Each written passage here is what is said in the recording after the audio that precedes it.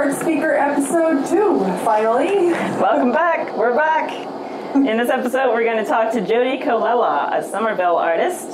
And our first encounter with her is at the Boston Sculptors Gallery. It was a couple months back now, but it was her exhibit Loom Large.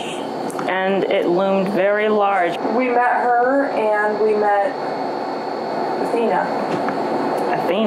which we will talk about later on. She does installation, she does sculpture, embroidery. She really is an interdisciplinary artist. We learned some very interesting things, and let's take a look. Okay, well, thank you so much for joining us. Yes, thank you. We're really excited to be here. It's a beautiful show. Well, thank you. I really appreciate your interest. This exhibit began in a residency or inspired from a recent residency in Thailand? Yeah, I attended a residency in Thailand for 5 weeks. Okay. And I lived in a mud house. And it was out in the country near rice paddies and jungles and things. So there were a lot of creatures that I lived with. One in particular lived in my drain, in my bathroom. So every morning when I brushed my teeth, she would come up.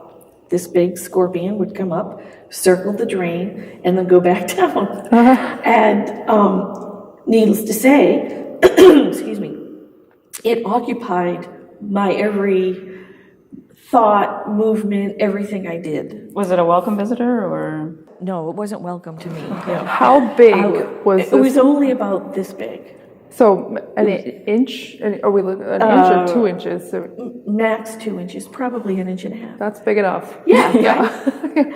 So I became curious about how the balance of power that something that large could have so much influence over something like me, who's this big. Right. Mm-hmm. And I just was very curious about that, and it didn't escape me how much power she had over me.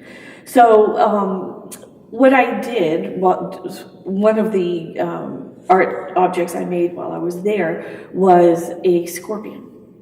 Okay. A fabricated scorpion from materials that's about this big that I could find in the local markets, black lace, wire, men's socks, things like that.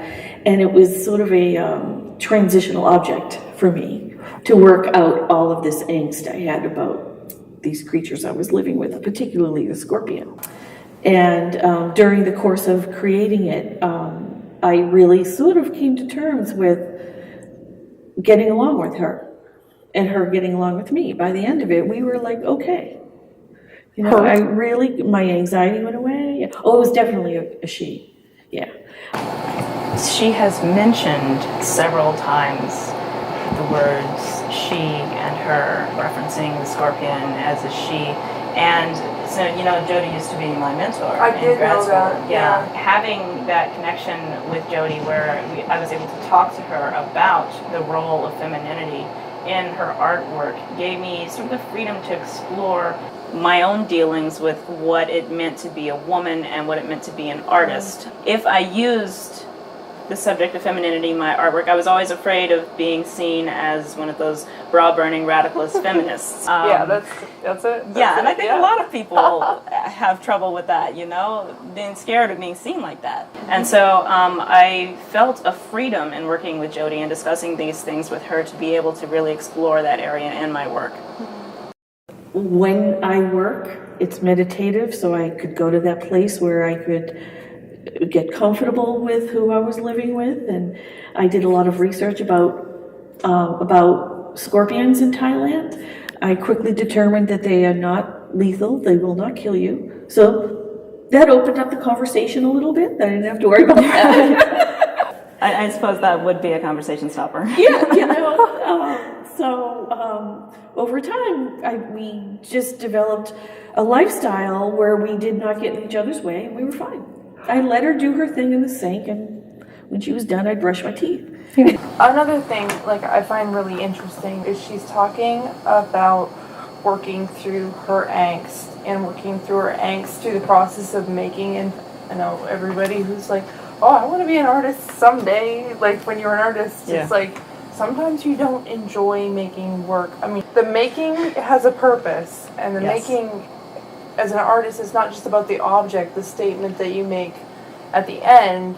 As the artist, like, you're making progress within yourself, like you're coming it's towards something. it's a meditative space. And it's a very physical processing.